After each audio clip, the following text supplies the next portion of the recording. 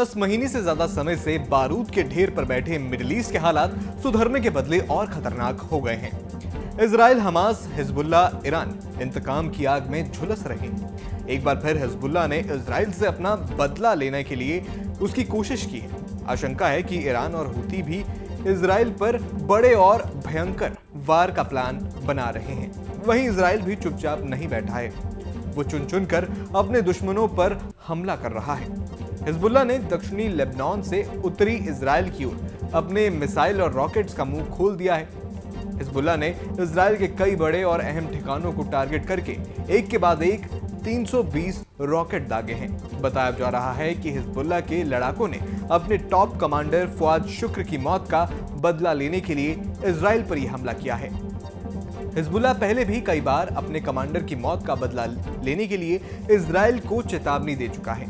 Hezbollah के top commander इसे लेकर लगातार रणनीति बना रहे हैं। अब जब एक एक करके हिजबुल्ला के लड़ाकों ने इजराइल पर टारगेट करना शुरू किया है, तो इजराइल की सांसें उखड़ने लगी हैं और प्रभावित इलाकों में अफरा तफरी का माहौल पैदा हो गया है। हिजबुल्ला के हमले के बाद इजराइल के रक्षा मंत्री योव गैलेंट ने देश में 48 घंटों के लिए इमरजेंसी की घोषणा कर दी।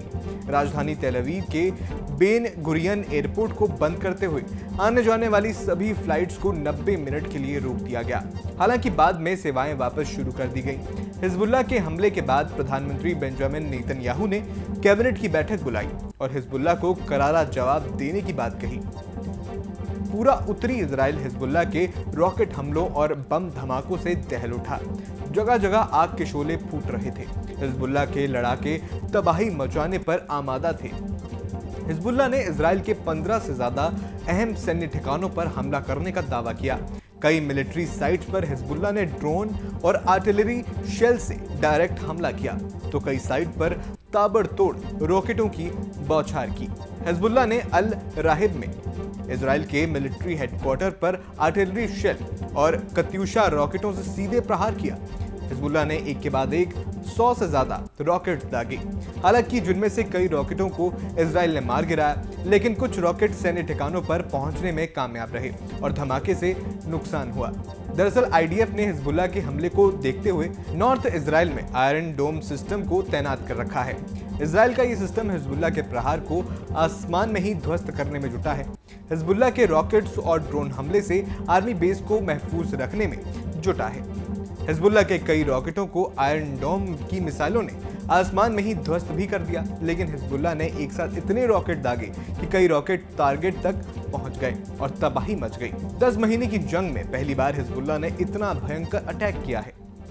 बताया जा रहा है कि हिजबुल्ला ने इजराइल पर हमले का प्लान पहले से ही तैयार कर लिया था और अपने हथियारों की तैनाती ऐसी जगह पर कर ली थी जहां से वो आसानी से इजरायली फौज को निशाना बना सके। हिजबुल्ला के इस हमले का इजराइल ने करारा जवाब देते हुए पलटवार किया है। उत्तरी इजराइल पर हमले की प्लानिंग की पहले से शायद हिजबुल्ला ने सोचा ही नहीं होगा कि इजराइल का पलटवार इतना तेज और विध्वंसक होगा। हमले की खबर के तत्काल बाद नेतन्याहू ने हाई लेवल मीटिंग बुलाई और बदला लेने का आदेश दिया। जैसे ही नेतन्याहू का ऑर्डर आया, एक के बाद एक इजराइल के 100 से ज्यादा लड़ाकू विमान आसमान में मंडराने लगे।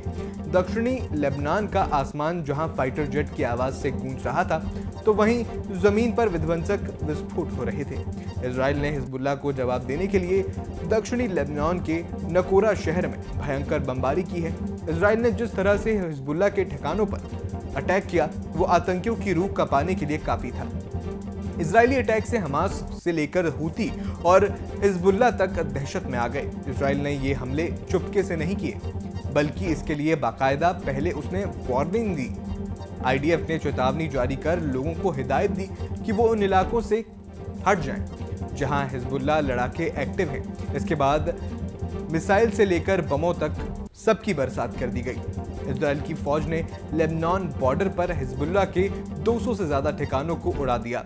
आईडीएफ के प्रवक्ता डेनियल हगारी ने कहा कि कुछ समय से आतंकी संगठन हिजबुल्ला इजरायली इलाके में मिसाइल और रॉकेट दागने की तैयारी कर रहा था। आतंकी खतरों से निपटने के लिए आत्मरक्षा में आईडीएफ लेबनान में उन आतंकी ठिकानों पर हमला कर रही है जहां हिजबुल्ला इजरायली नागरिकों पर हमले की योजना बना रहा था। साथ ही आईडीएफ के प्रवक्ता का कहना है कि हिजबुल्ला 8 अक्टूबर से अब तक इजरायली परिवारों और घरों और समुदायों पर 6,300 से ज्यादा रॉकेट और मिसाइलें दाग चुका है। हिजबुल्ला के मोर्चे पर तो इजराइल ने फौरन ही पलटवार कर दिया, लेकिन ऐसा नहीं है कि इस वक्त इजराइल पर केवल हिजबुल्ला के मोर्चे पर ही मुसीबत है, बल्कि इससे बड़ी परेशानी तो ईरान की तरफ से हो सकती है। दरअसल ऐसा संभावना जताई जा रही है कि ईरान रायशुमारी के बिना हिजबुल्ला ने इजराइल पर इतने बड़े हमले का फैसला किया हो। जाहिर है कि हिजबुल्ला ने अपने कमांडर की मौत का बदला लेने की कोशिश की। ऐसे में ईरान का बदला अभी बाकी है और इजराइल पर खतरा बरकरार है। दरअसल इस्माइल हानिया की मौत के बाद से ईरान काफी गुस्से में है। ईरान की ओर से बार बार कहा गया है कि वो हानिया की मौत का बदला जरूर लेगा। ईरान की तरफ से इसके लिए लगातार प्लानिंग भी की जा रही है। अब सवाल उठता है कि क्या इजराइल पर अगला हमला ईरान की ओर से होगा? ईरान की धमकी को देखते हुए अमेरिका भी चौकस है। उसने इजरायली न्यूक्लियर साइट डिमोना की सुरक्षा खुद अपने हाथों में ले ली है। साथ ही उसने अपने दोनों एडवांस डिफेंस सिस्टम थॉट और पैट्रियट को एक्टिव कर दिया है। इसके अलावा ईरान के करीब अमेरिका का एयरक्राफ्ट कैरियर थियोडोर रोजवेल्ट भी अलर्ट मोड पर है, जिस पर तैनात F-18 फाइटर जेट को इजराइल की न्यूक्लियर साइट डिमोना की सुरक्षा की जिम्मेदारी सौंपी गई है।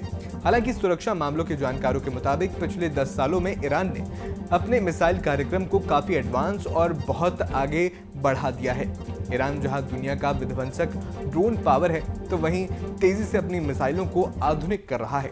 हाल ही में ईरान ने फतेह-2 नाम की हाइपरसोनिक मिसाइल टेस्ट करने का दावा भी किया था। डिफेंस एक्सपर्ट्स के मुताबिक इजराइल ईरान की फतेह-2 मिसाइल को अपने न्यूक्लियर साइट के लिए सबसे बड़ा खतरा मानता है। फतेह-2 की मारक क्षमता 1500 किलोमीटर है, लेकिन ईरान इसे अपने युद्धपोत से दागकर इजराइल के किसी भी ठिकाने को अपना निशाना बना सकता है। इसी के साथ ईरान का ड्रोन भी लगातार इजराइल के लिए खतरा बना हुआ है, क्योंकि ईरान अपने आत्मघाती ड्रोन्स का लोहा यूक्रेन युद्ध में मनवा चुका है। ईरान की तरफ से रूस को दिए गए ड्रोन्स नेटो के बड़े बड़े हथियारों को तबाह कर चुके हैं। दरअसल इजराइल के खिलाफ 7 अक्टूबर के बाद से कई मोर्चे खुले हुए हैं। यमन के हूती विद्रोही भी इजराइल को अपना सबसे बड़ा दुश्मन मानते हैं। वो इजराइल की सुरक्षा में जुटे अमेरिका से भी लड़ने से डरता नहीं है। जब से इजरायली सेना ने होदेदा पोर्ट पर हमला किया है, तब से हूती के आतंकी बौखलाए हुए हैं। हूती के आतंकी भी इजराइल के खिलाफ कभी भी मोर्चा खोल सकते हैं। आपको हमारा ये वीडियो कैसा लगा हमें कमेंट बॉक्स में जरूर बताएं। आपके लिए हमारी ये खबर लिखी थी हमारे वरिष्ठ सहयोगी पंकज मिश्रा ने। इसी तरह की और वीडियोस देखने के लिए हमारे चैनल के साथ जुड़े रहें।